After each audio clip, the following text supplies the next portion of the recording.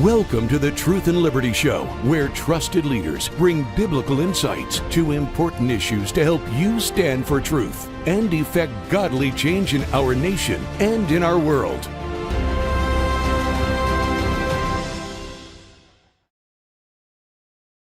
Hello, everybody, and welcome to the Truth and Liberty Show. I'm so glad you could join us today.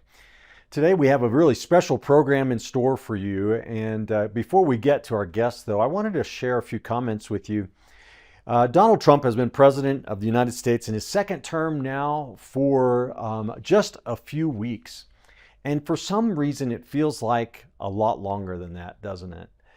But you know, as we think about everything that Donald Trump is doing, one of the most important things that Trump is doing is he is rolling back.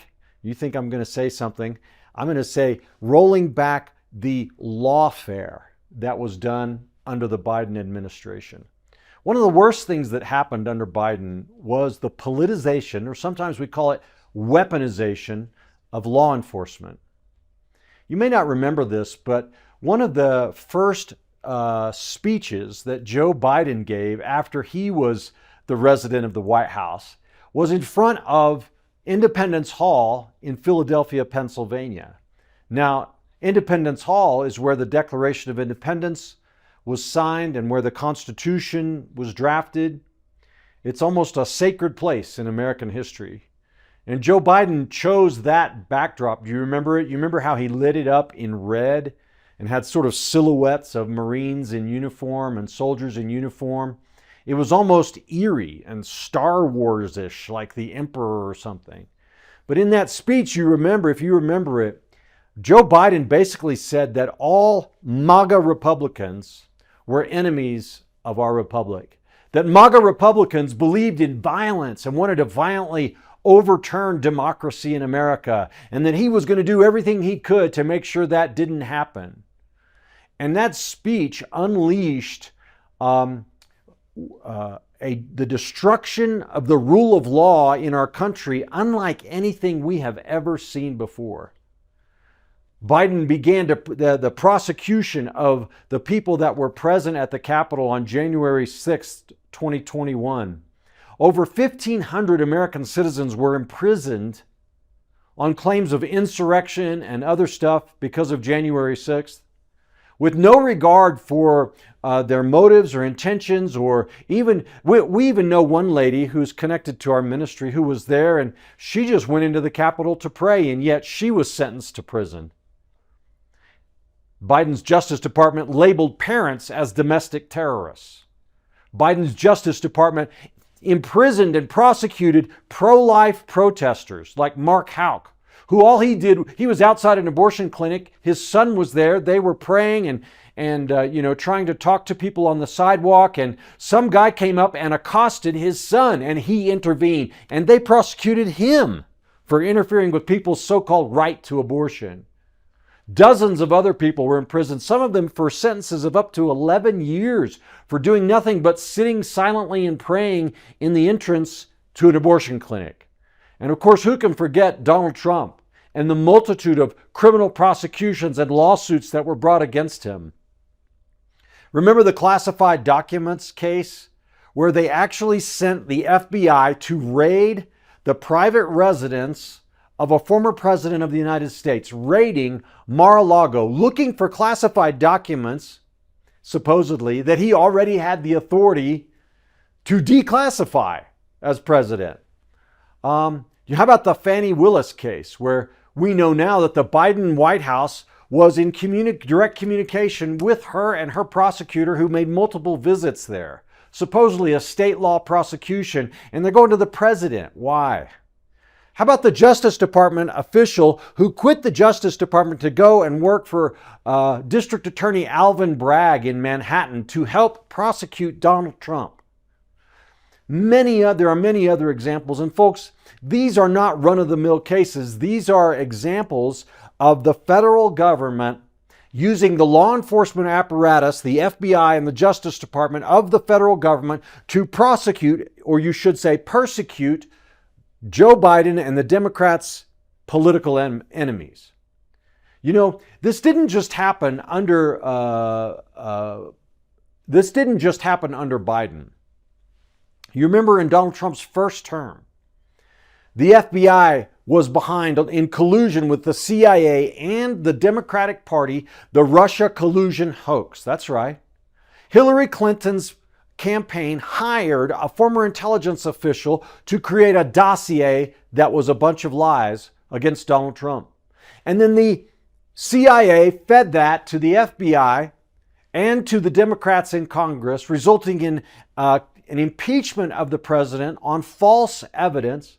And the FBI, with this dossier, began to go after workers in Donald Trump's campaign, wiretapping his campaign. People in his campaign who otherwise did nothing wrong were sent to federal prison simply because in an FBI interview they gave information that the FBI said was false. How about the Hunter Biden laptop, where the FBI and the CIA said, oh, that's just a Russian election interference, it's not legitimate. Turns out the laptop was Hunter Biden's, and there was lots of damaging information on there about Hunter and his relationship or his interactions with the Biden family and their political corruption.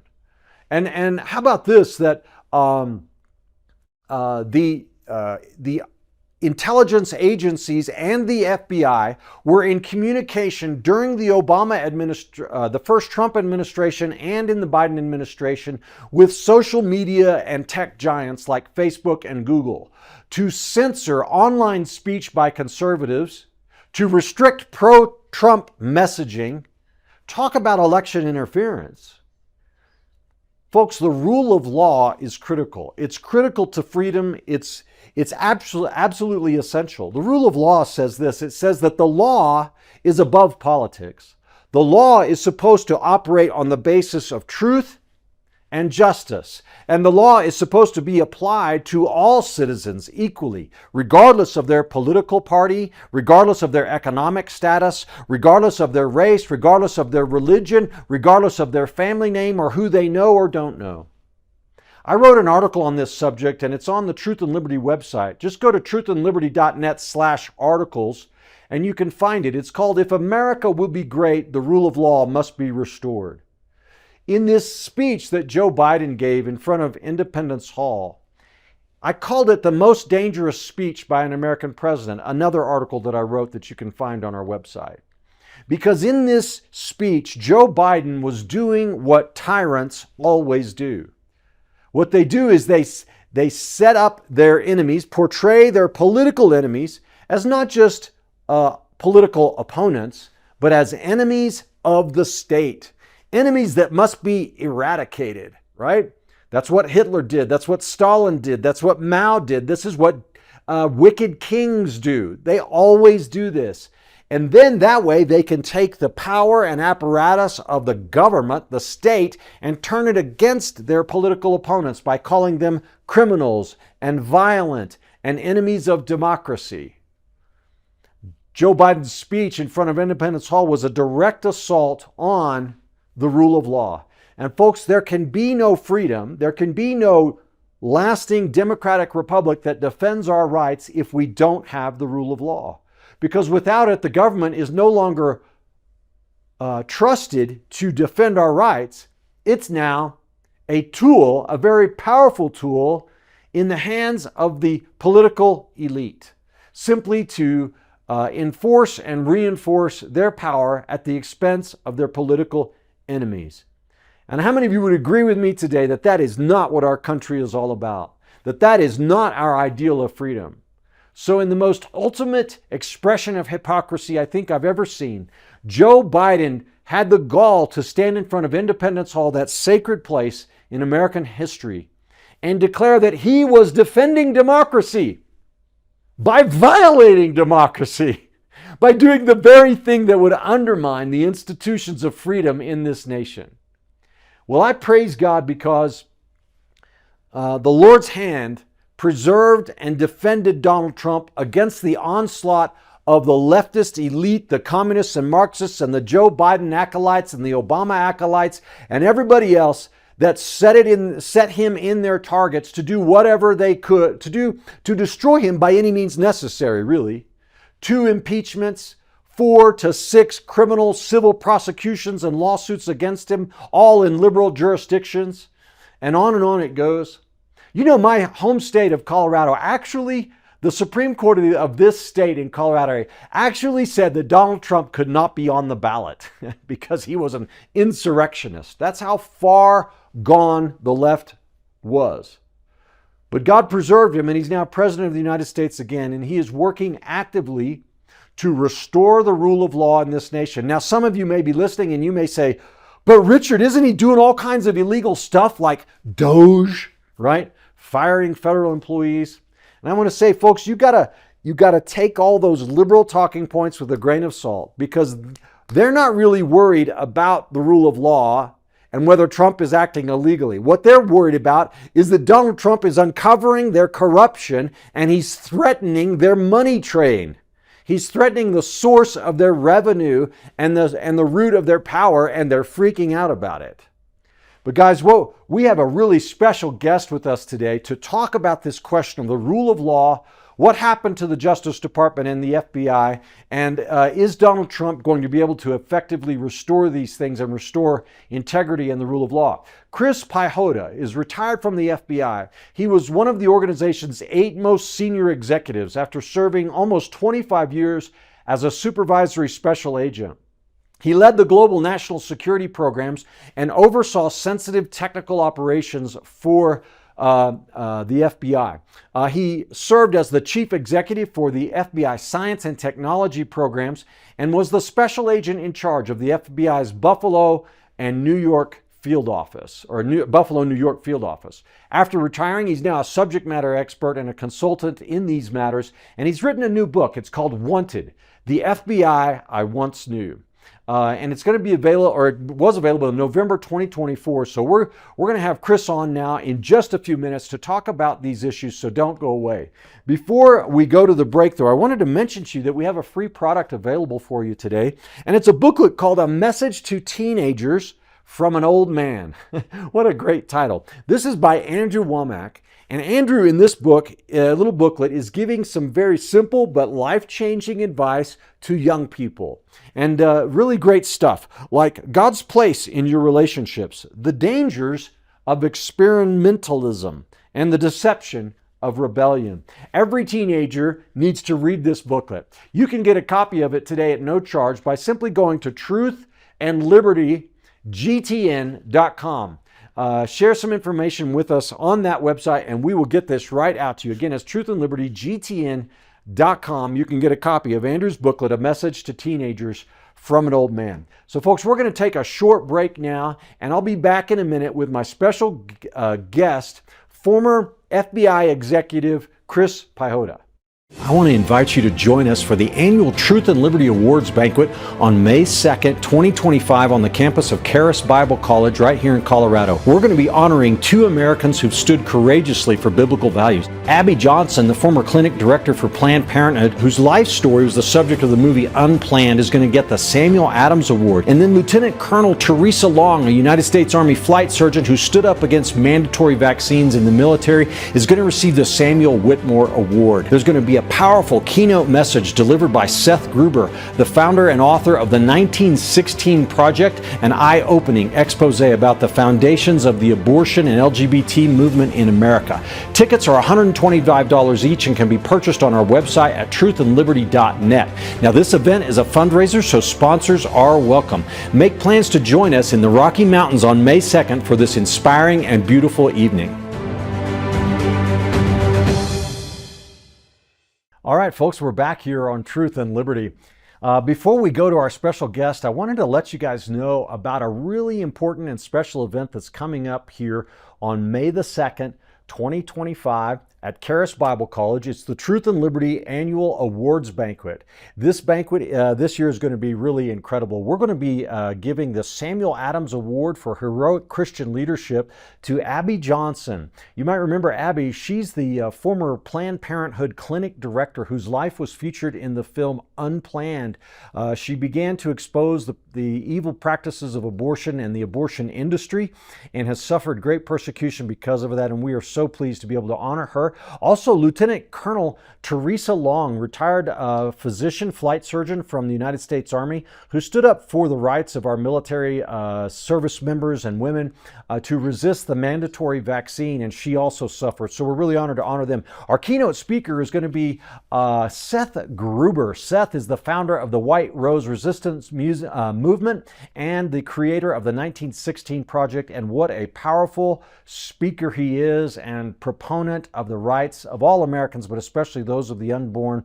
And you won't want to miss this banquet. It's going to be awesome with an elegant meal, live entertainment. It's a powerful evening. So go on our website, truthandliberty.net, and you can find out how you can get tickets. And if you would like to help us in our mission here at Truth and Liberty, you can also sponsor this banquet. So all of that information is there at truthandliberty.net. All right, folks, our special guest today is Chris Piehota. And as I said in the monologue, Chris retired after almost 25 years in the FBI, and he's written a new book called Wanted, the FBI That I Once Knew. Chris, welcome to the Truth and Liberty Show. Thank you for coming on. Oh, thank you. It's a pleasure to be with you and your audience, and I appreciate the opportunity.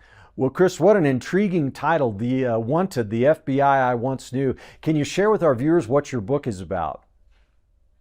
Certainly, the FBI as I knew it no longer exists. I'll tell you that. And what I do is I wrote a book to catalog how I learned how to be an FBI special agent from the old breed of agents. We still had some of the older guys wearing fedoras to the office. And these were the folks who made the FBI legendary and what it once was to the American people. I was fortunate to have their mentoring and training over the years, and I wanted to catalog those things that I learned, how to do things, how to lead investigations. I watched the FBI after the tragedy of 9/11 kind of drift off track. There were some significant changes made to the soul of the organization. So I wanted to catalog some of that, as well as some examples of how the FBI kind of departed from its tried and true practices and ideologies. And then at the end of the book, I provide some insights and some ideas on how we can get back the FBI that I once knew, that the American people deserve and need in today's very challenging world. Oh, wow. That sounds like a fantastic book. I really look forward to reading it, Chris. But so for 25 years, sir, you served, if I'm counting correctly, you served under 4 different presidents. Is that right? I think it's 5. I did. We came in under Bill Clinton. Oh, okay. So, and then up through President Trump 45. Yeah. So Clinton, Bush, Obama, and Trump 45. Tell me some of the things that you saw when, as you say, the deterioration of the culture of the FBI. What examples can you give us today? Well, what I started seeing after the tragedy of 9/11, that the FBI was violently shifted in its culture from being the world's premier law enforcement organization to being more of a domestic security and preventative safety organization. And it hurt the FBI, like I said, to its soul. And there were some mistakes made at the time, some strategic choices that were made that I don't blame the people in charge then. They couldn't see the results of some of those decisions that were made. But the FBI was no longer a mission organization. It started moving toward more corporate types of leadership practices. And, the FBI became more kinder and gentler, and things like that, where we didn't have the old Joe Friday, just the facts, ma'am, FBI agents anymore. And what I also saw was that the FBI leadership over time became more concerned with being liked than being effective in protecting the American people and upholding the Constitution, which is the FBI's mission statement. So that's where I saw it after 9/11. It accelerated under Director Comey's time, and then continued under Director Wray, So, the FBI, again, people tried to start running the FBI as if it was Google or Netflix with those types of approaches and ethics and ideologies, and that's just not the FBI. So, Chris, what do you mean when you say they became more interested in being light than effective? What did you mean by that? Well, at the end of Director Mueller's tenure, the FBI started implementing climate surveys and they started looking for workforce sentiment, and they started to look more toward how do we recruit people and fill our ranks. And they were more worried about retention of people than retention of culture. They were more worried about capitulating to the wants and needs of a new multi-generational workplace than they were with telling people, you joined us. This is how the FBI does things, and this is what's expected of you on a matter of standards and protocols and behaviors. And I think we lost again part of that soul of the FBI. That when I came in, the older agents, the senior guys, they policed our training and our behavior very closely. And there were certain things that just were not acceptable, and they let you know it. So that kind of went away. So the way you were trained when you came into the FBI, were you taught that politics has nothing to do with your job? That you're supposed to apply the law without regard to the perpetrator or the victim's politics? We never talked about politics, ever. It was never even a discussion in the office.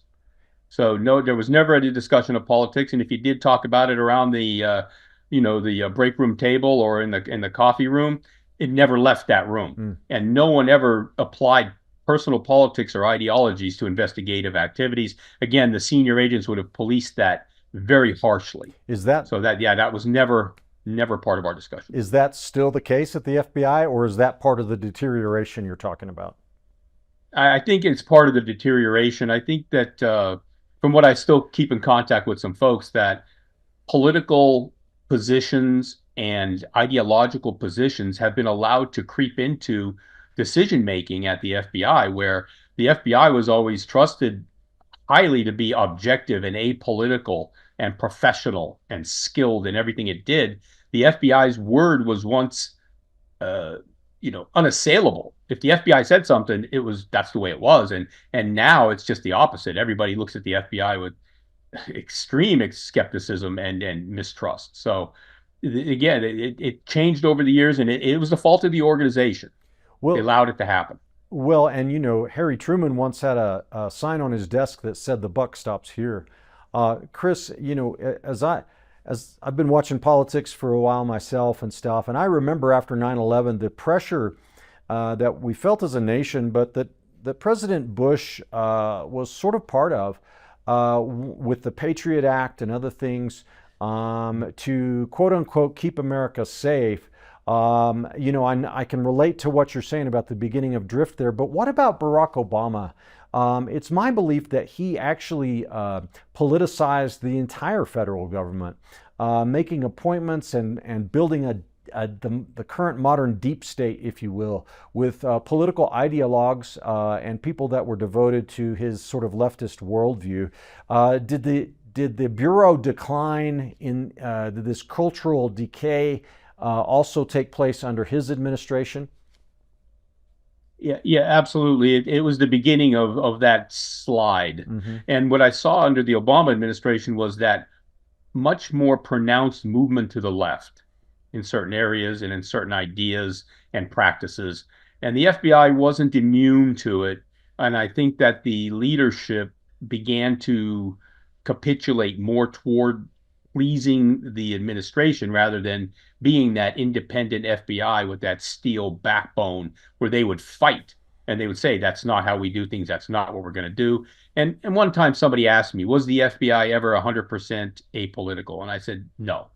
The FBI, you cannot be 100% apolitical and do business in Washington, D.C. That's just that you can't do that. But what the FBI was better at was navigating the political environment. They understood things better, and they were willing to stand up and fight on certain issues where the last iterations of leadership, not so much. They were more looking to please the administration, and that's where we saw that demoralization of the law enforcement community under the Obama administration, where attack after attack after attack on the law enforcement community also created a more timid and I would say risk averse policing environment than we had ever seen. Do you remember any specific ways in which the Obama administration attacked law enforcement? Well, I mean, just there were certain examples of, President Obama commenting on certain instances around the country at the presidential level that would have never been commented on. Where you remember that time he invited that police officer for a fake beer, Mm-hmm. and because he had said some things about that police officer and things like that. And then the attorney general at the time was also Eric Holder. very harshly critical of the law enforcement community and some practices. And I'm not saying all of it was uncalled for, but the way they went about it was not instructive and corrective. It was attacking and damaging the credibility of law enforcement. Well, and at the end of the Obama administration, of course, is when Donald Trump ran for president the first time in 2016.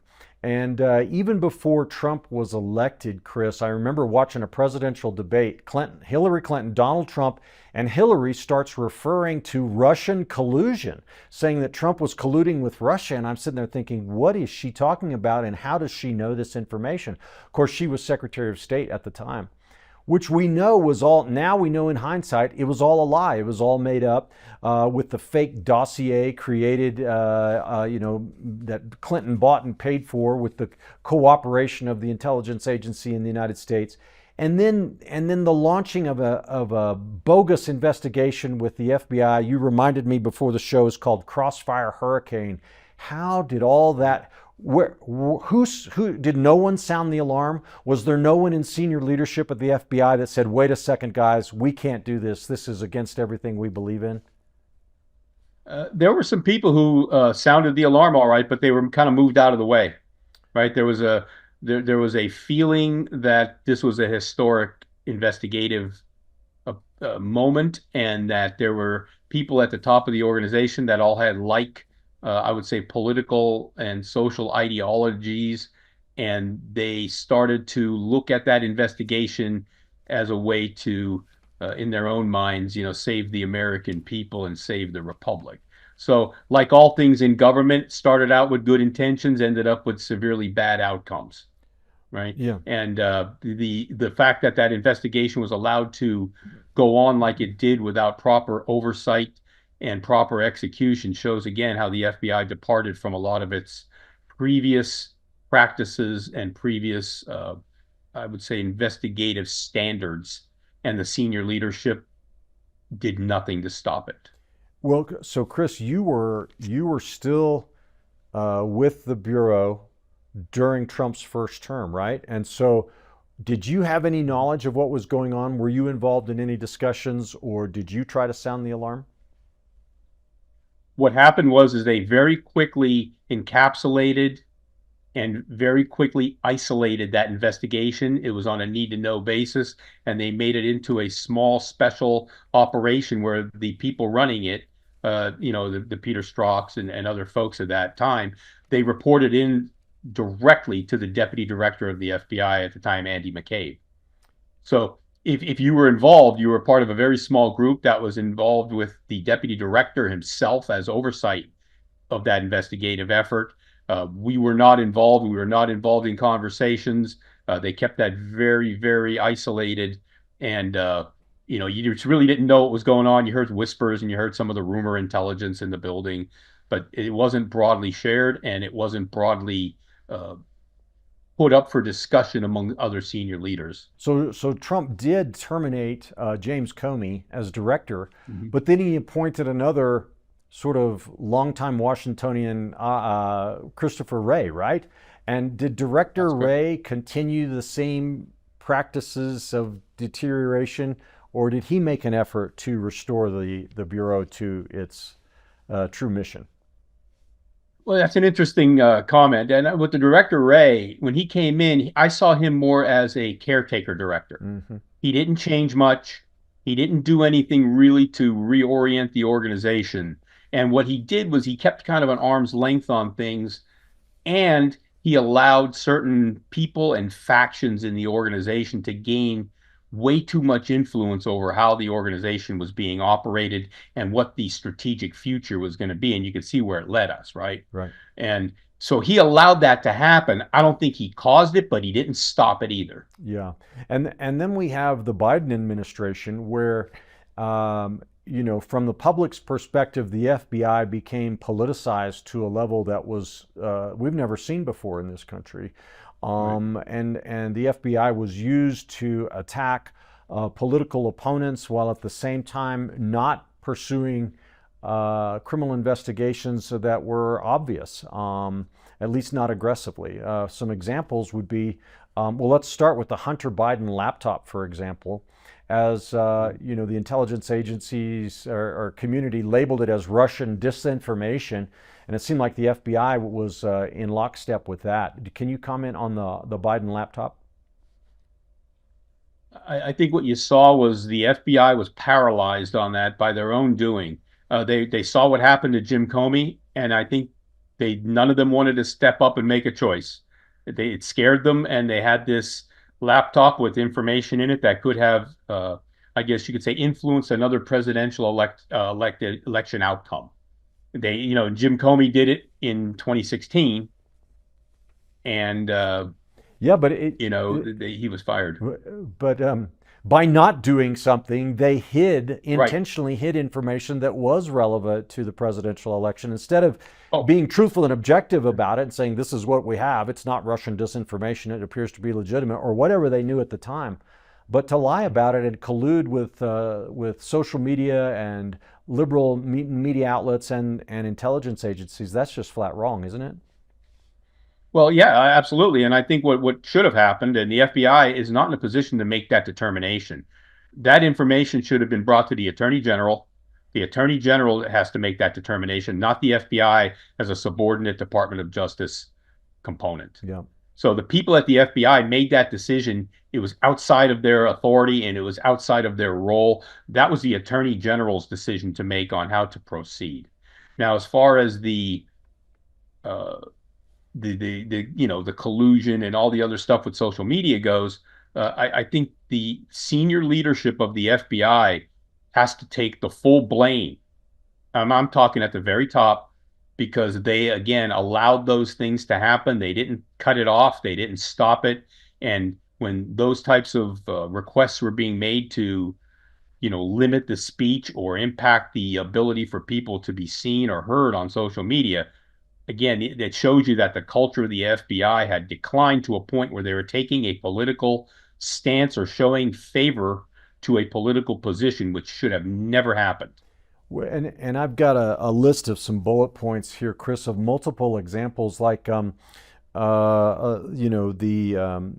classified documents case. We have the FBI now. Now the FBI is under the Justice Department, so they're going to have to follow orders probably from the Attorney General. But to see FBI agents raiding former presidents' private residence in that classified documents matter, and that is an example. We have, there's a case right out here in Colorado where a county clerk in western Colorado, the FBI supported a raid on her home because she had taken an image of an election machine, a voting machine's hard drive, to preserve it pursuant to her duty. Her name is Tina Peters. She's sitting in jail today because of it. Donald Trump's opening a Justice Department investigation into that state law prosecution. But there are so many cases like that where it just starts to feel like that Biden had and his folks, and Obama before him maybe to a lesser extent, but they had turned the FBI into a political organization. Well, the senior leadership allowed it to happen. You're going to hear me say that over and Yeah. over. They could have stood and fought.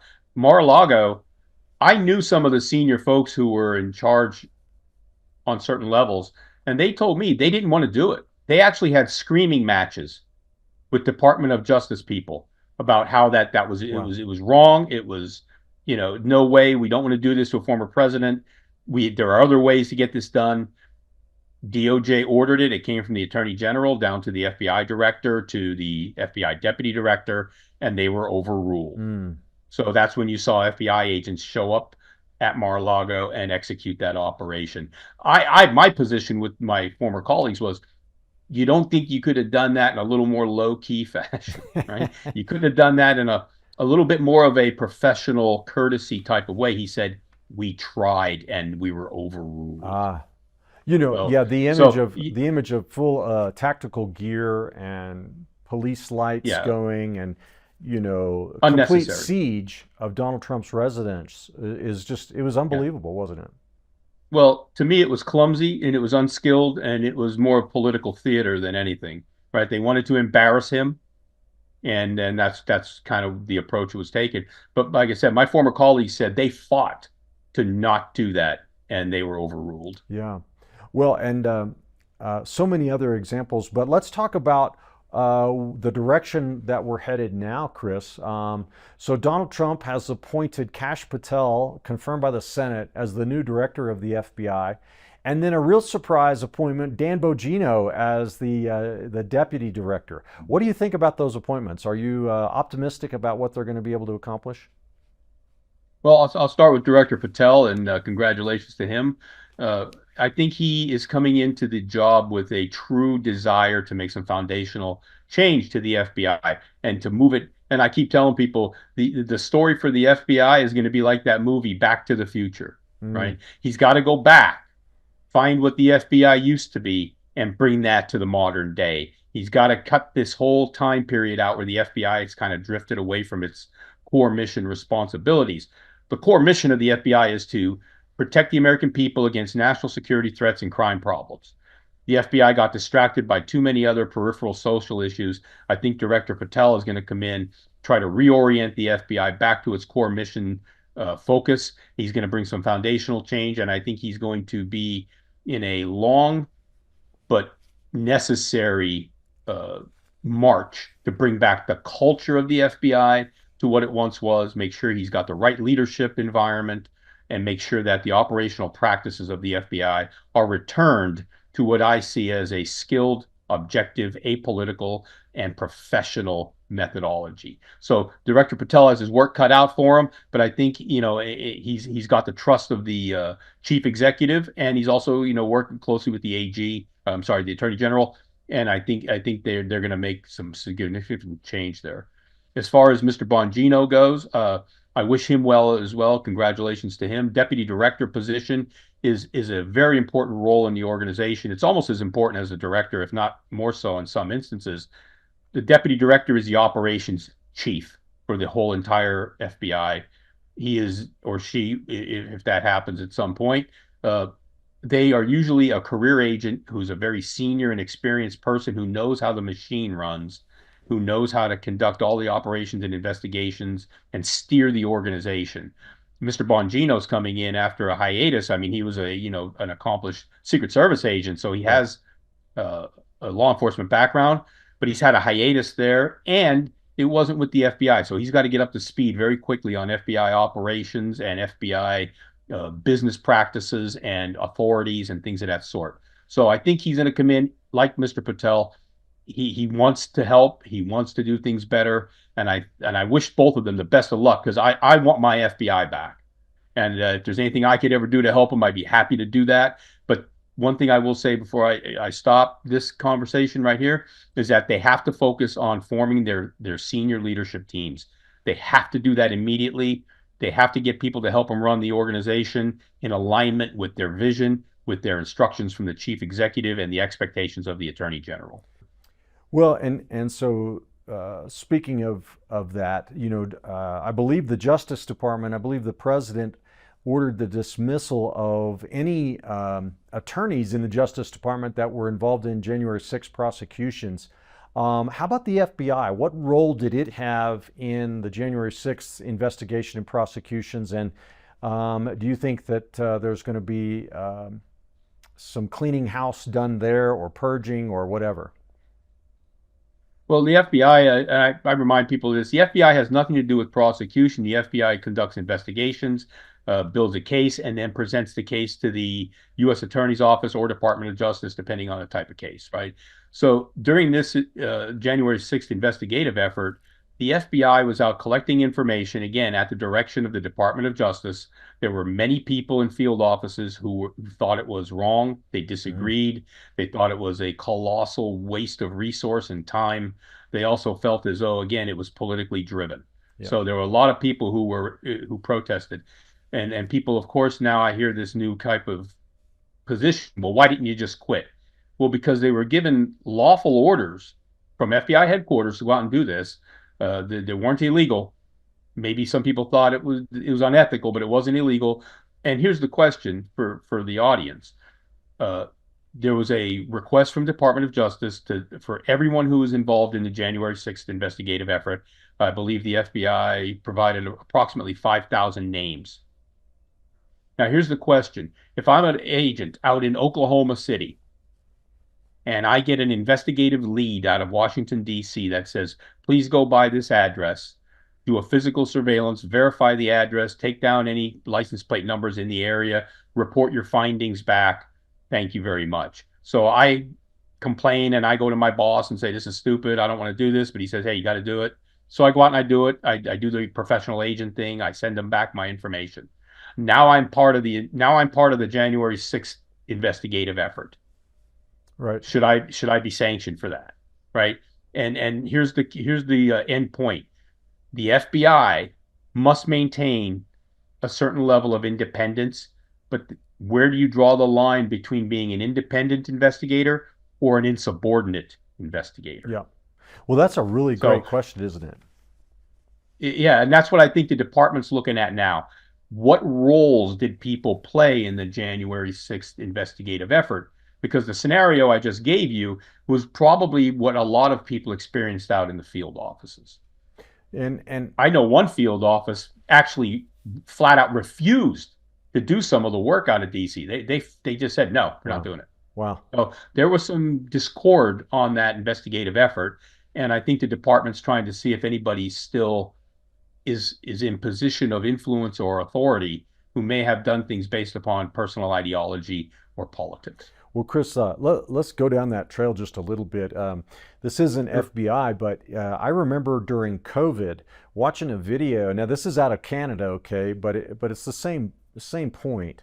Police officers go to the home of a pastor and they arrest him because he held church during COVID, okay, when everything was supposed to be shut down, but his position was the scriptures command us not forsake the assembling of ourselves together, and this shutdown order is an unlawful, unconstitutional order, and the pastor is calmly, politely, respectfully telling the police officer, this is wrong what you're doing, you shouldn't be doing this. And the officer's response was, I'm just doing my job, I'm just doing my job. Right. And it made me remember back to, this is an extreme, right? But in Nazi Germany, Nazi soldiers were putting people in death camps and all the things, atrocities they committed. And because the authoritarianism was so ingrained in them, that was their excuse too. Just doing my duty, just doing my job. I'm just a soldier. I don't get to make these decisions. At what point does a Right. soldier or a law enforcement officer, at what point does he or she have a responsibility to say no to an unlawful order? What discretion do they have to disagree as to whether the order is lawful in the first place? Because their fundamental duty is to defend the Constitution. So where do you draw that line, sir? I think it comes from a couple of different places. One, it's your own personal morality, values, and beliefs. That's where you start. And then it's the training in the organization. They give you training and they tell you this is how legal authority can be interpreted. And then you have the culture of the organization. Does the culture of the organization demand that blind obedience, or do they tolerate a discussion on the ethics and morality of executing these orders? Will they give you a chance to step aside Mm-hmm. without penalty? Right. Right. And in the FBI of the last 4 years, there was no stepping aside without penalty. Right. And when you go back to the World War II time reference, there was a book I read about, certain German soldiers were being ordered to execute women and children. And some of them, the commander came out and said, if you can't do this, just go home, leave. Yeah. He gave them the out, Gave them out. right? Yeah. And he was a German soldier commander, and he said, "I understand that if you can't do this, you're given that option." The FBI had, over the past several years, had become more of an authoritarian organization when it came to COVID, when it came to decision making and other operational environmental things. And I think people were afraid. You have an organization that runs on fear, and fear and discipline walk a fine line together. Yeah. So I think that what happens is people are scared. They don't want to lose their jobs because a lot of people, being an FBI agent was a lifelong calling, Yeah. and they're there, and they don't want to lose their profession, but they also disagree with some of the things going on. But then they're told this is a lawful order directive out of Department of Justice to the director of the FBI to you. Where then do you apply your own personal ethics and your own personal morality and things of that sort? I think it's an individual choice. I wish I could give you a silver bullet to say this is when you draw the line. I think for some people, they were more tolerant of it because they were, again, hey, I've got to do my job for the organization. And other people put up more of a fight and maybe made some career limiting decisions. Well, one more sort of, I'm throwing you all these questions today that are just Oh, it's great. explosive, sir. But we were told. Speaking of January 6th, we're told for years, no, there were no FBI agents in the crowd. There were no operatives present. No intelligence people. This was not a false flag operation, and so on and so forth. And then finally, it comes out. Wait a second, there were dozens of FBI agents in the crowd. Do you have any Right. knowledge about what those agents were doing and why they were there? Yeah, that's another great question. I love to tell people about FBI agents being in that crowd and being on scene. That is not and that is a normal practice for an event of that type or that magnitude. I was in DC for several inaugurations. We had plainclothes FBI people who walked the Capitol Mall, other places in DC. And what they're there for is to give ground truth back to the command post to say, everything's calm here, no issues. Hey, we're hearing of a disturbance. We're going to go walk over and see what's going on. Whatever, right? Your eyes on the ground. Mm-hmm. So that is a common practice, and it's not only the FBI, but like I would say, Washington D.C. Police Department and other law enforcement and security organizations also have plainclothes, I would say, people in the crowds, right? They're just there to observe, make sure that things are safe, that there aren't any problems. That's their role, is that they are there to just watch. Now, as far as the FBI agents being operationally activated there, the FBI, of course, says there were none. They weren't doing anything. They were just there to observe. I think the main question mark was how many FBI confidential informants were in the crowd Mm.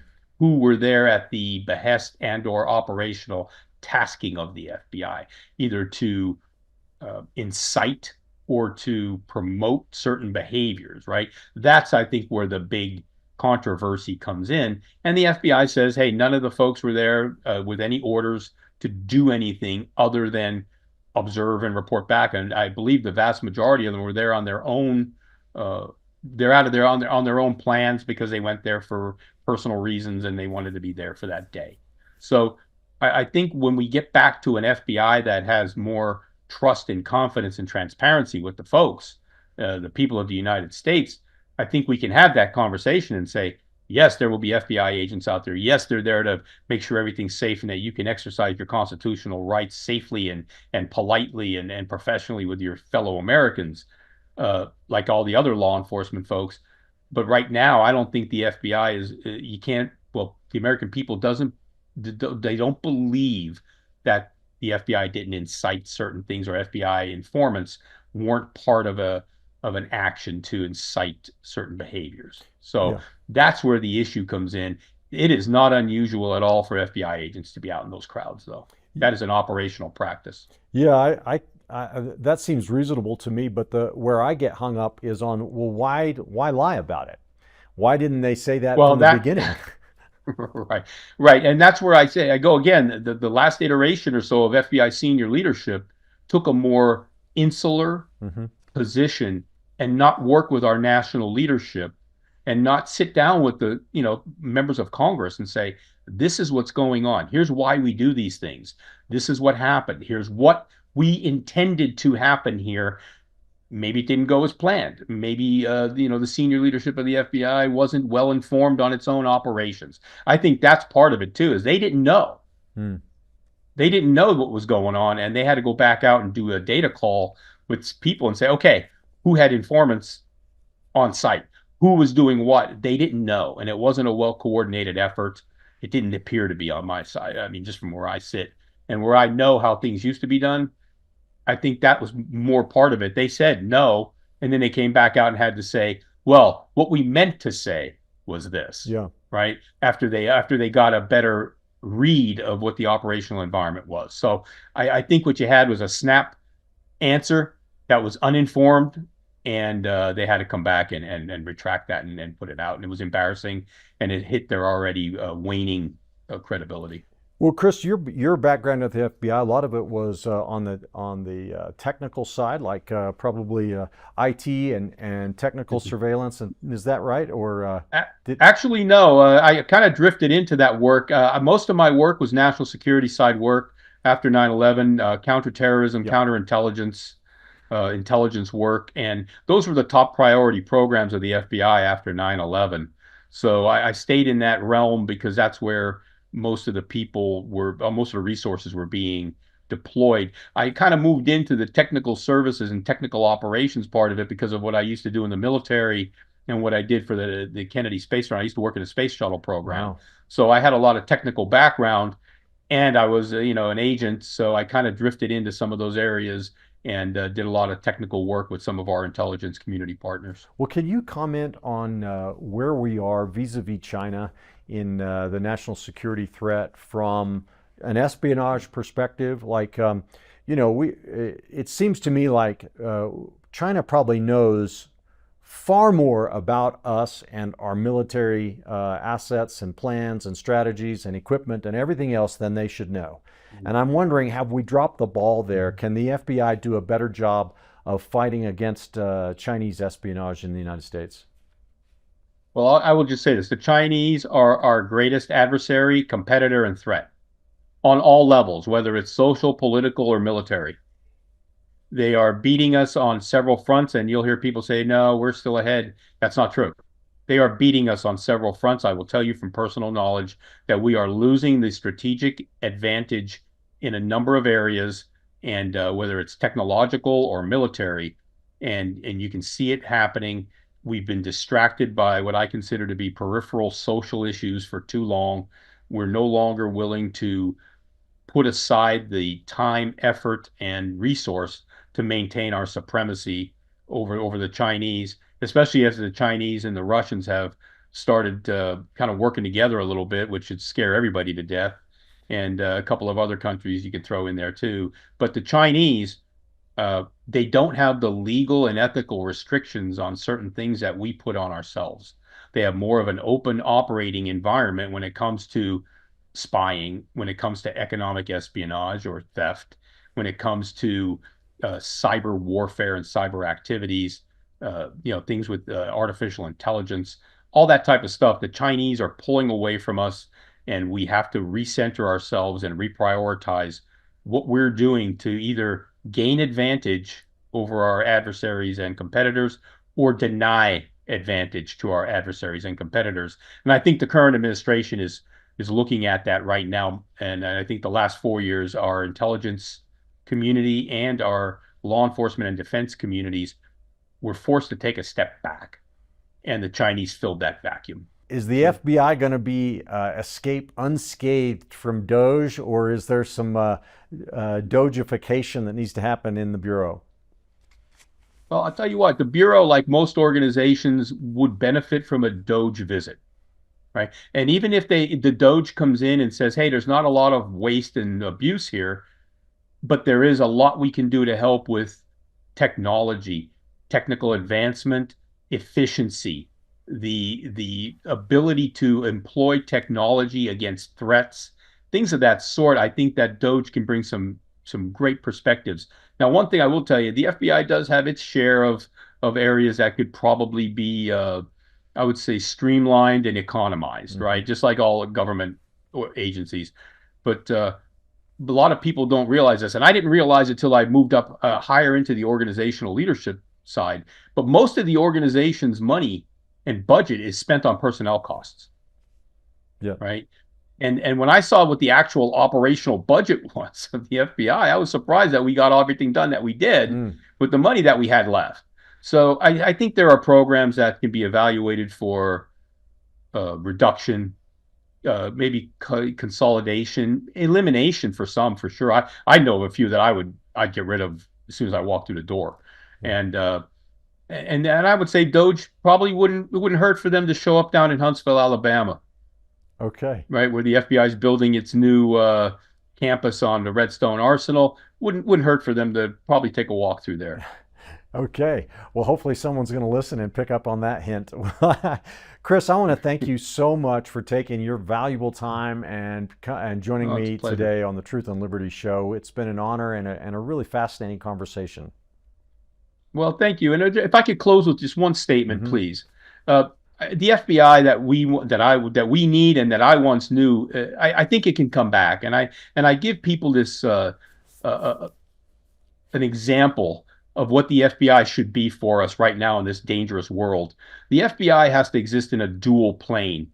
On one side of that plane, the FBI should be a snarling, fearsome guard dog that scares our enemies and our adversaries, and it will keep them away because they know of the consequences. On the other side of that duality, the FBI should be that same guard dog that you would have no problem watching that dog lay on the floor and play with your children. Yeah. But if any danger was to approach those children, you know that same guard dog would give its life to protect them. Yeah. That's a great image. That's the FBI. That's the FBI we need back, and that's what I hope we'll get back here shortly. Yeah, that's a great image. Well, hopefully Kash Patel will be able to, and Donald Trump will be able to bring that to pass, along with Dan Bongino and all the other fantastic professionals that still are at the FBI. Thanks, Chris, for coming on the show today. Hope to do it again soon. And where can people pick up a copy of your book? If anybody wants to read the book, Amazon, probably your best bet. Other places that you order books from. And I appreciate anyone who buys the book. We'll keep the message going about what the FBI was, what it became, and what it should be again for the American people. All right, sir. Thank you so much again for coming on the show. No, thank you for the opportunity. Have a great day. All right. Folks, I wanted to remind you today about our gift available to you at no charge. It's called A Message to Teenagers from an Old Man. This book is written by Andrew Womack, and it contains some fantastic advice for young people. If you've got a teenage son or daughter or grandson or granddaughter, you need to take advantage of this. I promise you. In this booklet, Andrew talks about God's place in our relationships, the danger of experimentation, the deception of rebellion, and some other important things, including sexuality. So go to Truth and Liberty, GTN.com, and get your free copy today. And join us again next time here on Truth and Liberty.